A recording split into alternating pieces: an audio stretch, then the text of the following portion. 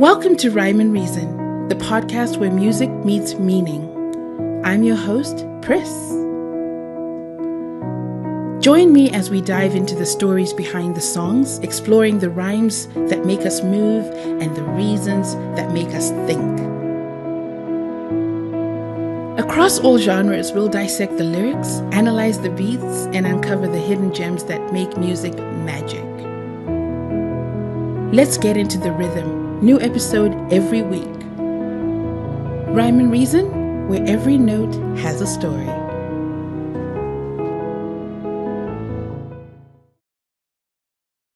Hey lovely, Priscilla here.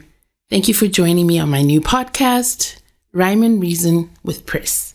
I'm so excited to be embarking on this journey with you, and I look forward to spending some time with you talking about something I really love, which is music and how it speaks into our lives.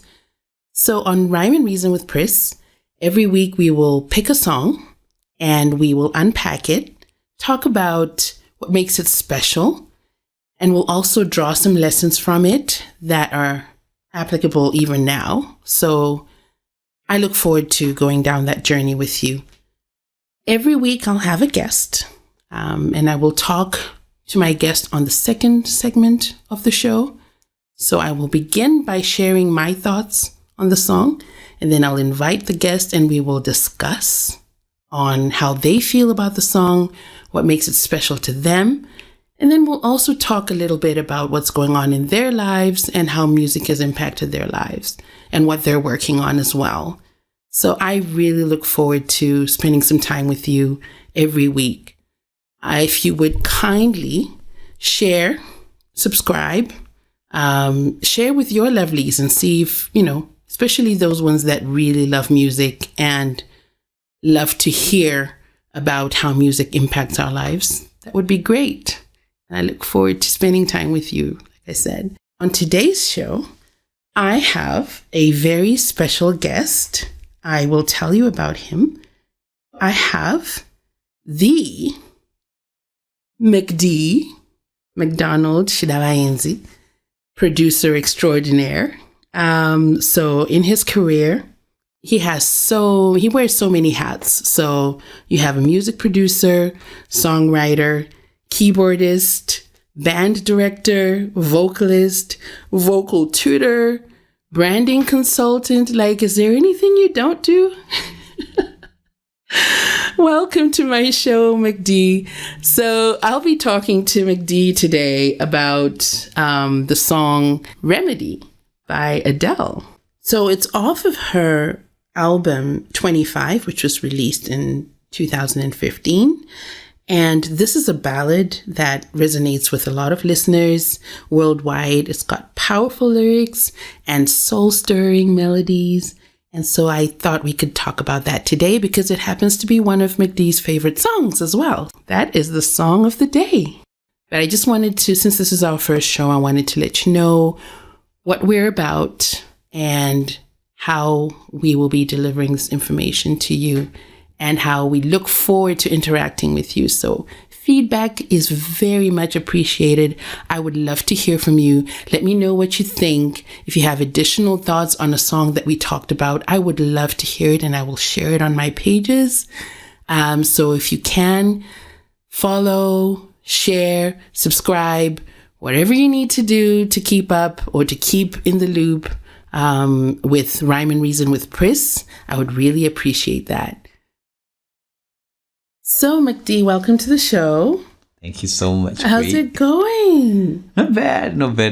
It's just, it's an honor to be here, the first show, and I'm humbled to be the first guest.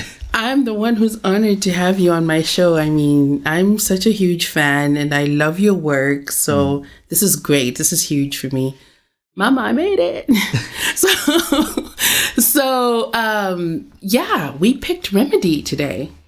Oh yeah, I love the song. I thought you would be shocked, to say, of all the songs that you get to do, why would you choose a song that doesn't even have a drum, doesn't even have I am so not shocked because you're a keyboard guy. So oh yeah, of the piano course, just does it. And you're very vocal centric. So I love soulful things. Yes. I love things with melody. I love Yes. I love things that are just simple. I'm more drawn mostly towards old school type of things. Yeah. Especially old school R&B. So, oh yes, So when you we then have that in common. you know what I mean? So big up to us. Yeah, big up to us. Okay, so I was saying, when it comes to this song, when I first heard it, it felt like it was talking to me. You know, when you listen to a song and it doesn't feel like you're just listening to an entertainer just saying things, but it feels like somebody reassuring you. Like you get divorced from the melodies and everything, and you feel like someone is trying to talk to you. I felt like that's what a song should do. That's what songs should do. They should communicate. Right. And Adele, especially on this song, she managed to communicate the level of assurance or reassurance in a relationship or anything, especially when you're dealing with somebody who's been through a lot, especially when it comes to love and things like that. I loved it. It didn't really hit me in a personal way to say, okay, maybe I've been hurt or anything, but I just loved how she came through with a very reassuring approach, and the music and the melody just worked together to make that happen. Yeah. So you're more like on the technical side of how technical and emotional. Technical and emotional. Yeah. Okay. Tech emotional. You would. We just made a new word. Tech emotional. You know the lyric that hits me on that song, it's on the chorus when it says, when the world seems so cruel and your heart makes you feel like a fool. Oh yeah. Oh, when the world seems so cruel and your heart makes you feel like a fool. There's a vulnerability. There's a vulnerability there that I so admire. Like, so the song really talks about someone who is unconditionally there. Mm-hmm. And they would literally do anything for you. They'll literally do anything for the person that they love. Oh, yeah. They are that safe space. So it's very reassuring, like you said earlier, like the reassurance comes through so strongly. And what do you think about how stripped down the instruments are on that? How Yeah, that's why it hit me the most to say, most people, when they're trying to impress you with the production, they're going to put the amazing drums, the orchestra, the bells and whistles. And then comes Adele and her team. Just a piano. That's all you need. And you're sold out. She kind of reminds me of the approach of Ed Sheeran. Oh my goodness, yes. He does the same thing with his guitar, and you'll be like, wow. That is a demonstration of prowess, yes. Of genius. That's what she did. All she's telling you is we have the ability to communicate without making noise, without having too many elements. I can speak to you musically, and you could actually be touched, or you could actually hear me without trying too hard. And that's amazing. I'm telling you. Like I'll repeat myself. Nobody would expect a Zimbabwean producer to pick that type of song. We'll be picking. I thought we were going to be jumping speakers, so to speak. No, I'll be honest. There comes a time when I just want to listen, sit down and listen. And the things that impress me are not the things that we are on to every day. Yes. You know what I mean? Yeah. So getting songs like this, for me, it takes me places. So what kind of inspiration do you get lyrically and technically from this song? Well, lyrically, I would say I just learned that at times you just don't go direct. Mm-hmm. She could have just said, I'm your remedy, I'm your solution to everything. I'm just going to be there, and that's it. Right. But when she goes and says vulnerable things, like you say, like when the world seems so cruel and your heart makes you feel like a fool, not many people would ever admit that I feel like a fool right now, either for believing somebody or for trusting somebody and then they hurt me. So when someone addresses our vulnerabilities in such a way, and so beautifully too, that tells you that they took some thought into, the lyrics and how they want to portray a message. It's like how you speak to somebody about an issue. The way you address something determines how people are going to listen to you. Right. If you come guns blazing and you're trying to pull out a point, people will not hear you. But if you have a tactic and a strategy towards your approach in terms of words, people will listen to you. So that's the same thing with songs. Your approach will determine how people receive your message, and she did pretty well. And when it comes to the technical, just the piano and being able to write to hit the right notes. There is no note that is unnecessary. Exactly. These days, I can tell you, piano players or keyboard players, they play a lot of unnecessary stuff. We're always fighting with the younger generation to say, I know you can play. Oh, I know you're good. I know you got the diminish. I know you got the 7th, the 5th, the 20th or whatever.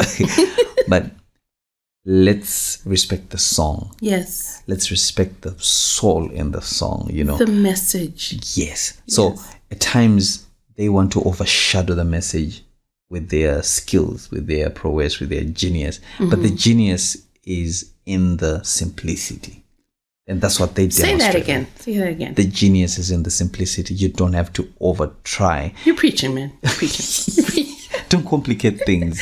Right? If you're good, you're good. If you're less not, you're is not. more. Yes. The more you try to impress too much, I'm sure even in relationships, the guy who overdoes things ends up being annoying. Yes. Yeah, and they're quick to then overreact if things don't go their way. So that's the same thing. You come and you're trying to put too many things in a song.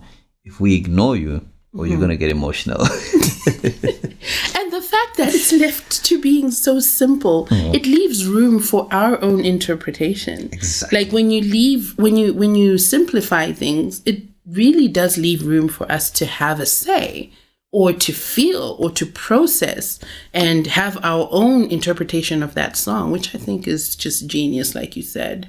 Yeah, that's the idea behind music. Music is just meant to give the listener a chance to react. Yes. Yeah. If you can't give me space to react, if you have flooded the whole thing, if I can't say anything, if I can't express, if I can't feel like I can contribute to what's happening. If you can't let out a simple, I get that. Yeah. So kudos to Adele. She did well. I love it. Thing. I love it. I have one more question on the issue, and then we'll move on to something else. Yeah. So I wanted to ask, when it comes to the lyrics talking about remedy, do you think love can heal? I believe love does heal. Love is actually, biblically, love is a commandment. Yes. And when something is commanded, it brings the importance of that thing. Like that's how serious it is. That's how necessary it is. It had to be a commandment. You know what I mean? So I believe that it exists to bring oneness in humanity.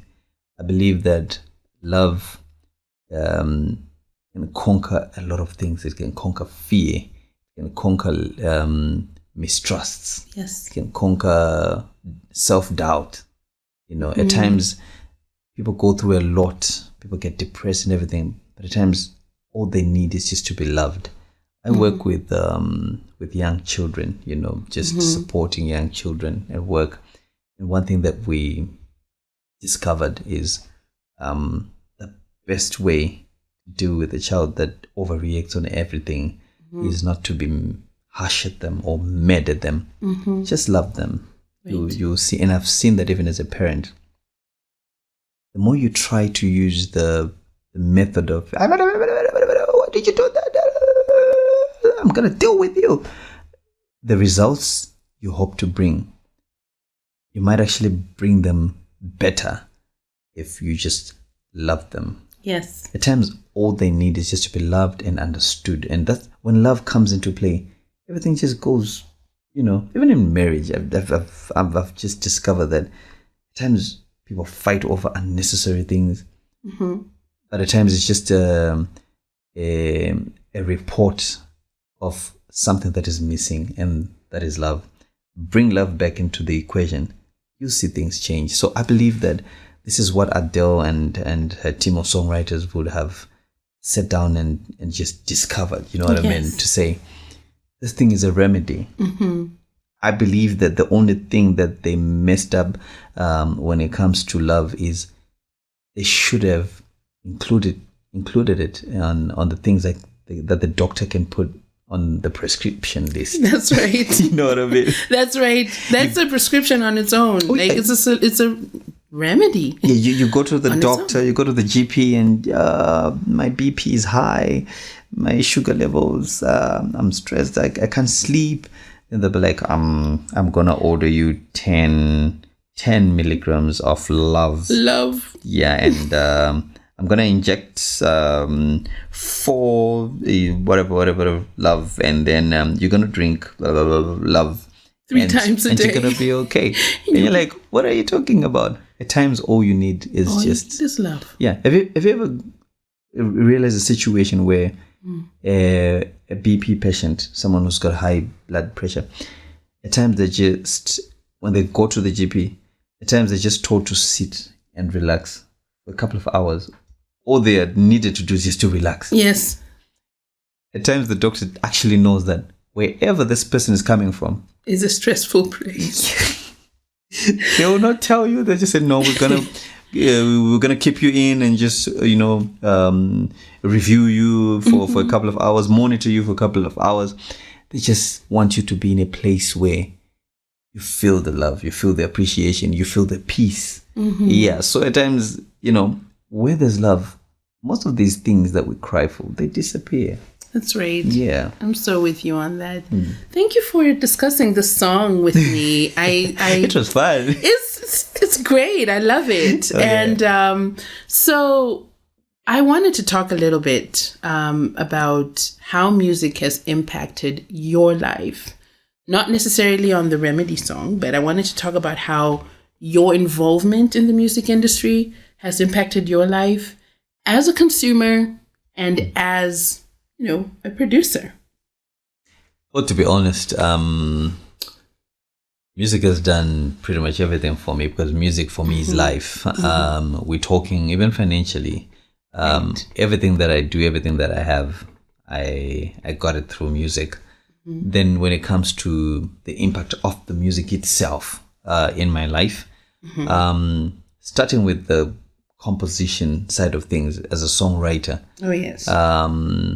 I've come to a realization that the songs that actually make it on the songs that I produce or write are songs that actually make sense even to me, that speak even to me. When a song can teach me something, yet I'm the songwriter or the producer, rest assured it's going to work for 1 million more people. It starts with you. Exactly. So it starts with me. So I don't want to ever deliver a product that doesn't speak to me. When it comes to, for example, in gospel, they say, if a song does not minister to you or change your life, how are you expecting it to go and change someone else? You don't even feel it yourself. That's deep. Yeah. So even in music, I was listening to this interview by Bob Marley where he was saying, our current generation is creating good music, especially Afrobeats and stuff, but it lacks purpose. Right. Yeah, he was emphasizing on the issue that if the music that you're making, no matter how good it is, if it does not address the issues in society or the problems in society, then it's a waste of time. It's in vain. Yeah, many people did not really get it. They felt like it was an attack, but I kind of felt it. He was more pushing towards the socio-political struggles to say it must address the socio-political struggle. So, for example, in Zim, we don't want to delve into that. No. But the emphasis that I got from him, if you had to really interpret it in general, is music has to say something, has to teach us something. Music has to speak in a way that people will listen. If you just sing blah blah blah blah rhyming words, I know it's a rhyme and reason, but if your rhyme does not have reason, it's useless. I like that. Yeah. I need I'll repeat it. You need to copyright that. If your rhyme does not have reason, it's useless. Pointless. I love it. So, so I wanted to ask you also, can you share with us a pivotal musical moment for you? Like one moment. I know there are many, but pick one that made a difference to you, that inspired your passion for the specific line of work that you're in right now. Well, the year was 1997. Wow. Yeah, 1997. I was in Form 1. And we went to the studio. We were just a group of young kids from Waterfalls. So we were recording a couple of songs that we were just practicing at home. So we were taken by this guy. We called him El Damanyanya. We went to the studio and it was so nice. It was in Greendale. Then there was a fancy desk and everything. I always told myself I want to be a musician. Either I'm going to be a singer or a keyboard player, and then that's it. I didn't know exactly what I wanted to be. But we get into studio and then we're doing a song called There Is None Like You. No one else can touch my heart like you do. I can touch eternity. So we were practicing it. But then when we got there... I'll stick to my day job. No, you're right. You're not really off key. So it was sung by our mentors, this lady and this guy. And the way they sang it, and the way it was coming out on the speakers, all of us, we felt it. We almost cried. But then what got to me now wasn't just the good music that these guys had sung. I was like, okay, kudos to you. You sang well. Kudos to you. You sang well. But who's that man who's sitting behind the desk? Wow. That is making all this thing come out as beautiful as this. Wow. And they told me his name was Kelly Rusike. May his soul rest in peace. But I told him at some point, and I'm glad that I got to tell him that he's the reason why I then decided to become a music producer when I grew up. That's amazing. You can imagine I was in Form 1. That's probably 12 years, 11 years, somewhere there, yeah. But that's when I made my decision, and I've never looked back. Everything in my life has been defined by that moment. And I grew up, I found myself behind a particular desk like that, and I've been on that desk for the past 20 years. And you do what you do so well. I love it. Your heart is in your work. You know, I can literally, as a song starts, before I even hear the eternity, I know it's you. I literally do. I can identify it, and I'd be like, that's Macdee. You know what, Pri? I love what I do. Even when it doesn't pay me, if there's a moment where it's not paying me, you'll still find me doing music. That's amazing. You found your purpose. Not many do. Yeah. You know, and I just hope that, everybody finds their purpose, whether it's in music, whether it's in farming, whether it's in mining, whatever it is, I also hope even, the younger generation gets to know exactly where you belong, because when you don't find where you belong, life does not really make sense. So let's talk. I wanted to just, I know when I gave a brief rundown of what you do, I didn't get into specifics. I wanted to save it for this time, so we can talk about a few of those highlights in your career. I know you have worked with a number of artists. I won't name all of them, but I'll just name a few notable ones. Like Pastor G, Dudu, Pastor, no, not Pastor, but I guess he is. Alexio Kawada. Oh yeah, he's not Pastor. I know, right? So I'm not far off. Sebastian Magacha, Trevor Dongo, King Shadi. Oh yeah. Oh, and one of my favorites, Selmom Tukuti. honestly, I'm in awe at, all these names that you've worked with. Yeah. What was that experience like? What has that been like? For me, it's just life in general. I mean, just last week I was hosting a South African artist. Her name is Lebo. She sings gospel. She's amazing. I just used to see her on TV, and then I love to just her. think that she would come into my studio, have a studio session with me like it's nothing, and then she goes. It has just become a life. That's the normal thing for me, to have a superstar come into my world and be able to subject themselves to my instruction. I was about to bust out into song here, but I don't think you want to hear that. Nope, not today. Let's do the talking. Talking is fine. That's not nice. Well, it's become a life, to be honest. Yeah. And I'm happy. I'm happy with the life. I'm happy with every artist that I got an opportunity to work with, and every artist that I'm gonna get an opportunity to work with. I embrace every artist the same. Yes, you do. No one is more important than the other. And that shows in the level of quality in the work that you do with every artist. And I can actually say I've seen that you have a heart for new artists. You're always trying to pass down that knowledge you've acquired over time and trying to instill that in the next generation. And that shows. So kudos to you for that. Well, thank you. And we're not stopping. We're going to keep going and going. Eternity for life. Eh? Oh, yeah. Eternity for life. So, the last thing I wanted us to talk about is, what are you currently working on right now? Well, I'm working on a couple of top secret projects. Yeah. Some are gospel, some are secular, as one may put it. Different genres, R&B, pop, Afro, and stuff.